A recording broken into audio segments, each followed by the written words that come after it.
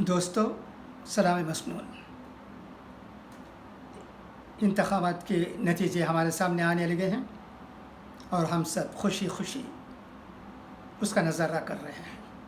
कैसे न करें, हमारा मुल्क 130 करोड़ लोगों का एक जमहूरी मुल्क है। इस वक्त 5 सूबों के इलेक्शंस के नतीजे निकल कर आ रहे हैं, मगर हम जैसे लोगों को वेस्ट बंगाल का इलेक्शन बहुत बहुत अहम नज़र आता है। वहाँ एक औरत जीत कर सामने आ रही है और ये साबित कर रही है कि अगर हमारे पास इरादा हो, मुसम्मम इरादा हो, तो हम जीत सकते हैं। हमारे काम करने के तरीक़े अच्छे हों, लोगों की मदद करते हैं, सेक्युलरिज़म को फॉलो करने की कोशिश करते हैं, कट्टरता को छोड़ देते हैं, तो कामयाबी हमारे कदम चूमेगी। यही बात वेस्ट बंगाल की वज़ीर आला ममता बनर्जी ने साबित कर दिया है। ये तीसरी बार वो फिर वज़ीर आला बनने वाली हैं। 2 मरतबे उनकी जीत हुई इसके पहले, वो भी ज़बरदस्त जीत, और तीसरी बार भी वो इस तरह जीत रही है जैसे कि पहले कम्युनिस्ट पार्टी को हराते वक्त वो और उनकी पार्टी ने जीती थी। ये बहुत बड़ी बात है और बीजेपी की शिकस्त गुज़िश्ता मरतबे से अब ज़्यादा है। नारा लगाते थे 200 सीट हासिल करेंगे, 100 सीट पर भी अभी नहीं पहुँचे हैं। सेक्युलरिज़म जिंदाबाद, हिंदुस्तान जिंदाबाद, यही हमें कहने को जी चाहता है। सारे जहां से अच्छा हिंदुस्तान हमारा, ये बात हमें पहले से मालूम थी, हमेशा रहेगी, क्योंकि हम हिंदुस्तानी हैं। मगर हिंदुस्तान की, यहाँ रहने वाले लोगों की विभिन्न धर्मों और ज़बानें बोलने वालों के दरमियान हेट पैदा करने की कोशिश जो भी पार्टी करती है, वो यहाँ हमेशा कामयाब नहीं हो सकती। एक मर्तबे गलत बातें कहकर, लोगों को फुसलाकर उनसे जीत हासिल कर ले सकते हैं, जैसा कि बीजेपी ने किया। मगर हमेशा ये जीत बाकी नहीं रहेगी। जीत कैसी होनी चाहिए, ये ममता बनर्जी आज हमें प्रूव कर रही है। मैं आज बड़े गौर से रिज़ल्ट देख रहा था और मुझे वेस्ट बंगाल पर ही ज़्यादा नज़र पड़ी हुई थी। तमिलनाडु की बात और है, यहाँ का इलेक्शन भी हमारे लिए अहम है, मगर यहाँ क्या वो कहते हैं, फोरगॉन कंक्लूशन है। डीएमके ज़रूर आएगी, आ रही है, ये आंकड़े भी हमारे सामने आ चुके हैं। मगर वेस्ट बंगाल की जो बात है वो बहुत अहम है, इसलिए कि वहाँ ममता बनर्जी का जीतना हमारी आइन को तक़वियत पहुँचाना है। और तमिलनाडु में डीएमके और उसके साथ मिली हुई पार्टियों का जीतना एक और किस्म की जीत है। मगर यहाँ जो अपोजिशन पार्टी बनने वाली है, ये डीएमके, वो भी सरासर गलत पार्टी नहीं है। ये दोनों पार्टियाँ अच्छी पार्टियाँ हैं। एक पार्टी 100% सेक्युलरिज्म को मानने वाली, वो है DMK। और ये DMK ज़रा फिसल कर एक 25-30% अपनी नौयत को खोकर उसके मरहुमा लीडर ये कहने के बावजूद कि उनका ताल्लुक़ कभी BJP के साथ नहीं हो सकता, नहीं होना चाहिए, उन्होंने BJP का सहारा लिया, न जाने क्यों। शायद यही वजह है कि ये DMK की अहमियत तमिलनाडु में कम हो गई और स्टालिन की DMK पार्टी की अहमियत बढ़ गई। DMK की अहमियत इसलिए भी बढ़ गई कि उसके चीफ MK स्टालिन नौजवान हैं दूसरे लीडरों के बनिस्बत, और उम्मीद की जाती है कि वो अपने वालिद मोहतरम के नक्श कदम पर चलकर यहाँ तमिलनाडु में जो सद्भावना है मुख्तलिफ़ मज़हब के लोगों के दरमियान, उसे और तक़वियत पहुँचाएंगे। इसमें दो राय हो नहीं सकती। मगर ये DMK के लिए एक और बड़ा चैलेंज भी है। ये कोरोना काल है, इस काल में किस तरह सियासत करें, इस पर कई बार सोचने और दूसरी पार्टियों से मशवरा लेने की मौका स्टालिन को, जबकि वो वज़ीर आला बनेंगे, इंशाअल्लाह ज़रूर बनेंगे, यही उम्मीद की जाती है। इन बातों की बहुत ज़रूरत है। खुदा करें कि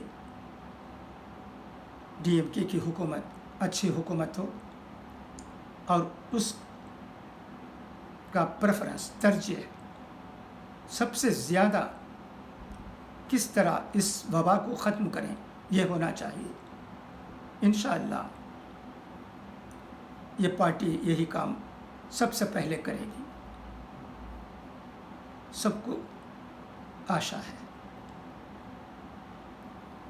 और अब ऐसा लगता है कि BJP वालों के हौसले पस्त हो गए हैं। हाँ, ये एक अफसोसनाक बात, कई जगह कई पार्टी के लोग जश्न मना रहे हैं, ज़्यादा तादाद में लोग जमा हो रहे हैं, इसकी ज़रूरत ही नहीं थी। इलेक्शन कमीशन ने साफ तौर पर कह दिया था कि रैलीज नहीं होने चाहिए, जुलूस जश्न नहीं होना चाहिए, इसके बावजूद हो रहा है।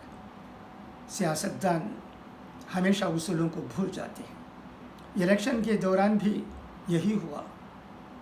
हमारे वज़ीर आज़म और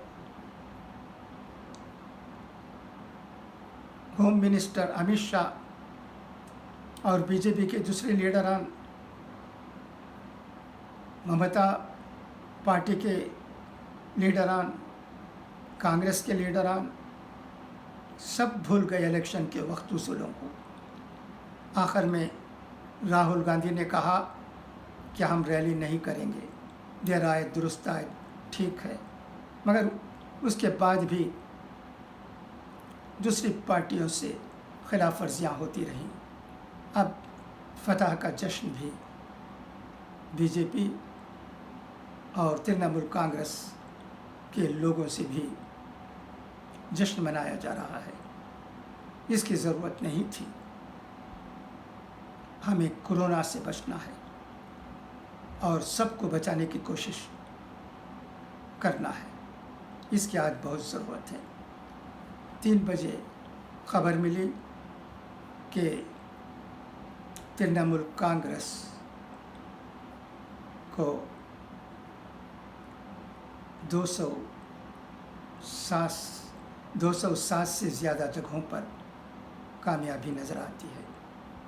उनके कैंडिडेट्स लीडिंग हैं और BJP के कैंडिडेट्स लगभग 125 सीटों से तृणमूल कांग्रेस से کم ہیں اور وہ 100 کے فگر کو بھی ریچ نہیں کر سکے. یوں تو دعویٰ کرتے تھے کہ 200 جیتیں گے. اب 100 جگہ جیتنا بھی ان کے لیے مشکل نظر آتا ہے. یہ 3 بجے کی خبر ہے. نہ جانے اس کے بعد کیا ہونے والا ہے.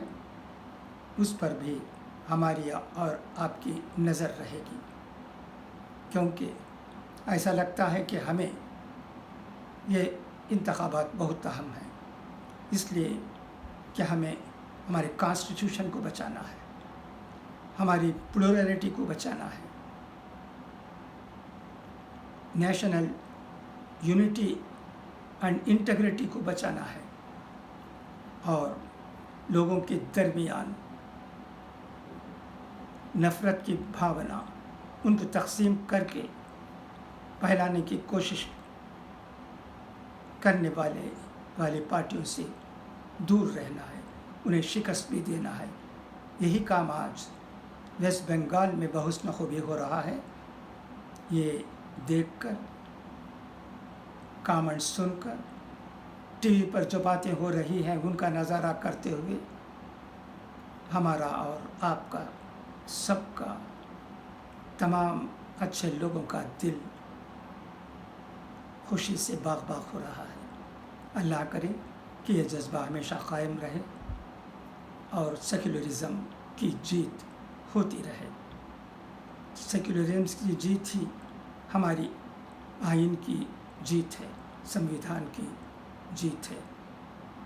We can protect constitution of our country by making the people realize that secularism is a must. There should not be any hatred against any community. No party will be able to win the hearts of the people by creating hatred among the people. That's why communal parties like Oasis Party and BJP are seeing defeats. Inshallah, in future also, these communal parties will face nothing but defeat wherever they consult. Their success will not be permanent. They have started losing their importance. That is what people like me feel. We all pray that our India, which is a country of dream of Maulana Abul Kalam Azad, Pandit Jawaharlal Nehru, Dr. Rajendra Prasad, Ambedkar, and so many stalwarts will be strong only if we try to follow their footsteps and make people realize the importance of safeguarding the secularism and constitution of our country. It should be considered as dearer than our own lives.